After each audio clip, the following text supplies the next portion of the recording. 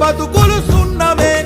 రాజులు మంత్రులు బలిసిన వాళ్ళు ఎవరైనా నీ మట్టిలో పంటే లేకుంటే ఇక మన్నేలే.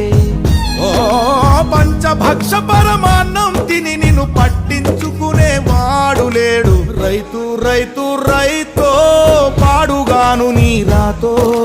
మెతుకు మెతుకుపై నీ పేరున్న మెతుకులాట నీ బతుకు చివరకు చేరుతుంది ఏ చితికో.